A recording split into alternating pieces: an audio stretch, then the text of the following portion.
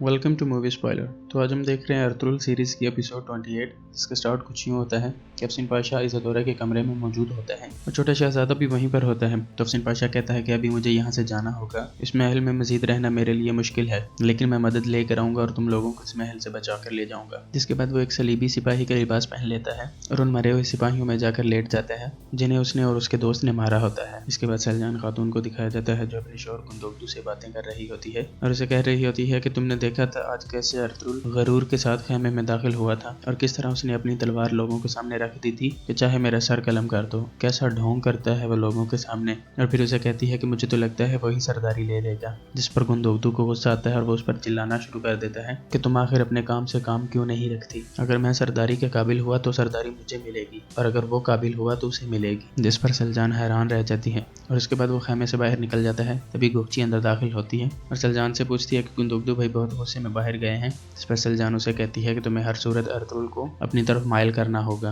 वरना तुम यहाँ पर खाक शांति रह जाओगी। उसके बाद कुर्दोगलू को दिखाया जाता है जिसके वो हामी सरदार उसके खेमे में आता है। तो कुर्दोगलू से कहता है कि मुझे सलीबियों को जाकर बताना होगा कि वो लड़की अस्मा यहाँ पर कबीले में मौजूद है। आखिर वो हमारे हमसाए हैं, हमें कुछ तो उनका ख्याल करना चाहिए। इसके बाद अर्तुगरुल गुंदोगदू और शहाबुद्दीन के साथ उस लड़की अस्मा को जिस खेमे में कैदी बनाकर रखा होता है वहाँ जाते हैं और गुंदोगदू से कहता है कि अगर तुम लड़की ना होती तो अब तक हमने तुमसे बुलवा लिया होता। तो अर्तुगरुल अपना खंजर निकालता है और उसके सर से बालों की चोटी काट देता है। तो उसके सर के पीछे एक खास निशान बना होता है जो उसके सलीबी होने की पहचान होती है। जिस पर शहाबुद्दीन उसका गला दबाने लगता है कि तुम इतने सालों से हमारी आंखों में धूल झोंक कर हमारे दरमियान रह रही हो। जिस पर अर्तुगरुल उसे मना करता है कि हम इसकी जान नहीं ले सकते क्योंकि अभी हमें इसकी ज़रूरत है। और फिर उसके बाद रात के वक्त अर्तुगरुल को दिखाया जाता है जो अपने खेमे से बाहर टहल रहा होता है और हलीमा सुल्तान को याद कर रहा होता है। और गोकची उसके पास आती है और कहती है कि मैं तुम्हें बचपन ही से पसंद करती हूँ, चाहे तुम्हें अच्छा लगे या ना लगे, लेकिन मैं तुम्हें अपने दिल की बात बताना चाहती थी। और ये कहने के बाद बगैर अर्तुगरुल का जवाब सुने वो वहाँ से चली जाती है और इन दोनों को एक साथ खड़ा गुंदोगदू देख लेता है। और जब गोकची वापस जाती है तो गुंदोगदू भी उसके पीछे उसके खेमे में चला जाता है जो कि अपने खेमे में रो रही होती है और उसे बताती है कि वो अर्तुगरुल से बहुत मोहब्बत करती है। और वो कहती है कि जिसका सबूत ये है कि सुलेमान शाह ने मेरे बाप को कत्ल कर दिया, लेकिन इसके बावजूद मेरे प्यार में कमी नहीं आई। जिस पर गुंदोगदू से कहता है कि काश मैं तुम्हारी कोई मदद कर सकता। तभी एक शख्स छुपकर कबीले में दाखिल होता है और जिस खेमे में उस लड़की अस्मा को कैद किया होता है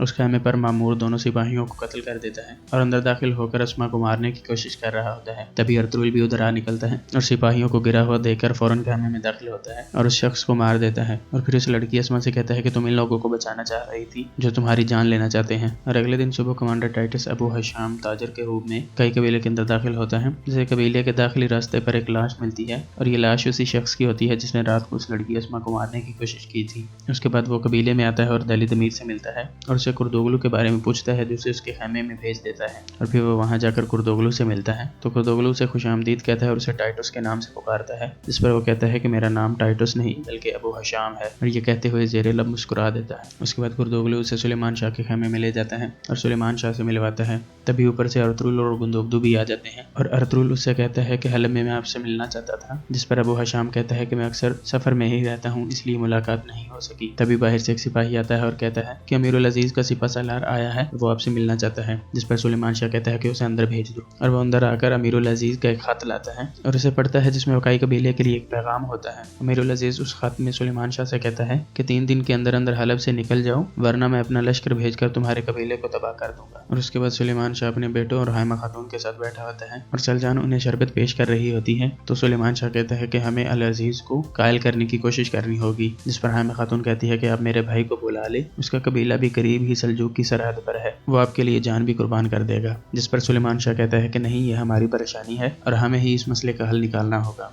तो अर्तुगरुल कहता है कि मैं हलब में जाता हूँ और अमीरुल अजीज से मिलता हूँ और मैं अपने साथ उस लड़की अस्मा को भी ले जाऊंगा। अगर मैं उसे वहाँ पर जिंदा ले गया तो अपने सर पर मौजूद निशान का इनकार नहीं कर सकेगी। और सलजान जो उन्हें शरबत पेश कर रही होती है तमाम बातें सुन लेती है और उसके बाद सीधी कुर्दोगलू के खेमे में चली जाती है जहाँ वो कुर्दोगलू के साथ पहली रंजिशें खत्म करती है क्योंकि उसने पहले गुंदोगदू के हाथों से मरवाने की कोशिश की थी। तो कुर्दोगलू बदले में उस जादूगरनी से कहकर इसका बच्चा गिरवा देता है, लेकिन अब वो कहती है कि मुझे अपने बाप के कत्ल का बदला लेना है। और फिर वो उसे अर्तुगरुल की वो तमाम बात बता देती है कि अर्तुगरुल उस लड़की को लेकर हलब में जाने वाला है। और इसी के साथ इस एपिसोड का इख्तिताम होता है। अल्लाह हाफिज़।